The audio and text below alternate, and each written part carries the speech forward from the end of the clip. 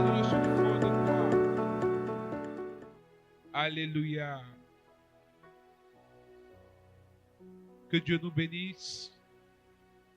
Je suis heureux de nous retrouver en cet après-midi, ou du moins en cette soirée, pour ce temps important, pour ce temps d'édification et de transformation que le Seigneur nous donne. Parce que c'est la parole qui nous fortifie, c'est elle qui nous transforme.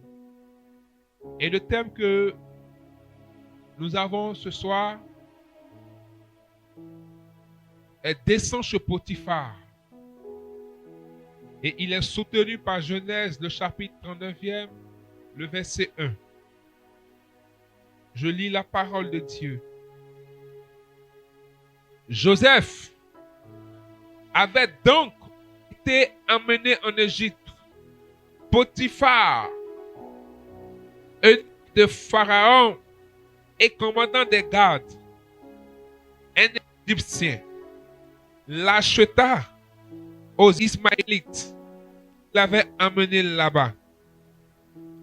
Or, Yahvé assista Joseph, à qui tout réussit. Et il resta dans la maison de son maître, l'Égyptien. Comme son maître voyait que Yahvé l'assistait et faisait réussir entre ses mains tout ce qu'il entreprenait, Joseph trouva grâce à ses yeux. Il fut attaché au service du maître qui l'institua son majordome et lui confia tout ce qui lui appartenait. Alléluia. Que Dieu nous bénisse. Nous bénissons Dieu pour sa parole. Nous connaissons tous l'histoire de ce grand symbole de l'histoire du salut, de cette personne merveilleuse qui est Joseph, fils de Jacob, Jacob, fils d'Isaac. Joseph est comme l'enfant de la prophétie. Dans les chapitres auparavant, nous allons nous rendre compte que Joseph était comme la solution ou la joie de sa mère. Pourquoi?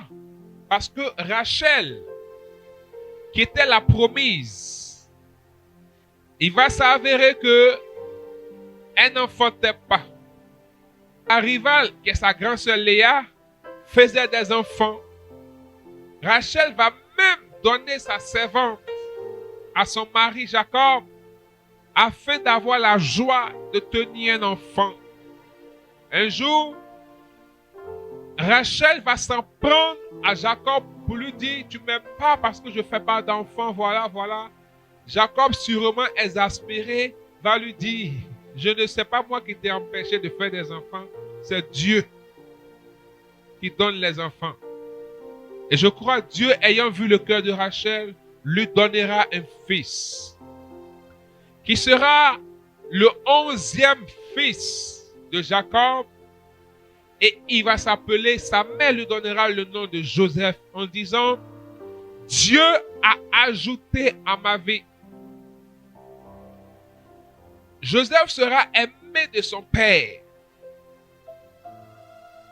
Tellement son père va l'aimer, son père va lui donner un manteau multicolore, signe d'amour, de préférence et d'attachement. Les Écritures nous révèlent que Jacob était tellement attaché à son fils Joseph que tous ses autres frères lui en voulaient. Voici le problème. Joseph ne va pas rester dans son coin. Il se lève un matin, Genèse chapitre 37, et il dit « Papa, j'ai fait un songe. » Avant ça, c'est à ses frères, il parle au chant. Pour dire il a fait un songe où il a vu des gerbes. Et toutes les gerbes étaient couchées devant lui. Sa gerbe. Premier problème encore.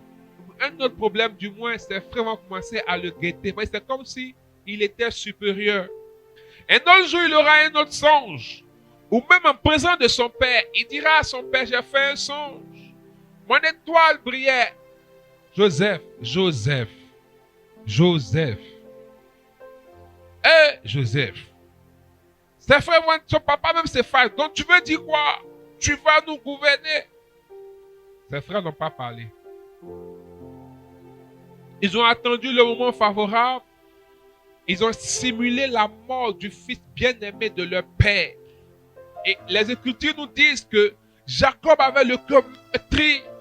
Il est resté triste toute sa vie à telle enseigne que c'est comme si Benjamin, le dernier fils de Rachel, était sa seule consolation. Et il tenait Benjamin comme un être précieux. Quand sa mort sera simulée, Joseph sera jeté dans un puits. Pour ne pas le... Vous savez, quand la main du Seigneur est sur toi, les gens peuvent tout occasionner. Tu peux aller dans un puits, mais tu ne peux pas toucher la mort. Alléluia. Leur projet, c'était de tuer Joseph. Mais Ruben a dit non. Simulons sa mort. Mettons-le dans un puits. Et quand ils ont vu les marchands ismaélites qui passaient, ils ont vendu Joseph. Ils n'ont pas donné, ils ont vendu les frères. Frères et sœurs, regardez la trahison des frères. Même père. Vous êtes tous dans la même maison. Te vendent. Ils te vendent. Et ils vont aller dire à ton père que tu es mort. Ils te vendent sans savoir ce qu'on allait faire de toi. Sachant que ces gens-là, ce sont des marchands. Ils vont te prendre en esclave. Oh, nous savons tous ce qu'un esclave vit. Si nous regardons un peu l'histoire de la traite négrière, nous allons voir comment les esclaves étaient traités. Tes propres frères, ce n'est pas quelqu'un d'autre. Tes propres frères. Regardez même quand un ami ou bien une amie nous trahit ou nous fait quelque chose qui nous fait mal. Comment nous prenons cela? Mais là, c'est ton frère. Tes frères. Joseph sera vendu en Égypte. Potiphar va acheter encore Joseph. Deuxième fois vendu. Vous savez, il y a eu 3 P dans la vie de Joseph. Il y a eu le puits. Il a été jeté dans le puits. Ensuite, les Ismaélites ont été une transition pour le second puits, le second P de Joseph. Après le puits, il y a eu Potiphar. Et la femme de Potiphar sera la transition pour Joseph pour arriver dans son 3e P, la prison.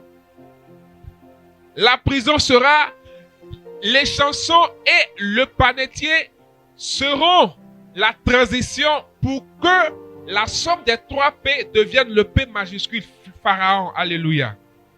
Joseph n'est pas allé au trône de Pharaon sur de l'or. Comme si c'était un recrutement, on a appelé, qui peut gérer les affaires de Pharaon, qui peut seconder Pharaon. Joseph postule en mettant en avant, je suis Joseph. Puis précise, signifie, Dieu m'a ajouté. Donc, je peux ajouter des choses à ta vie et à ton pays. Qualité, compétence. Moi, Joseph, j'ai la grâce. Je sais interpréter même les songes que je n'ai pas, Pharaon. Pharaon, moi, j'ai la crainte de Dieu, le Dieu du Adonai, l'unique et le véritable Dieu. Je suis l'homme qu'il te faut, Pharaon. Je suis là, prends-moi.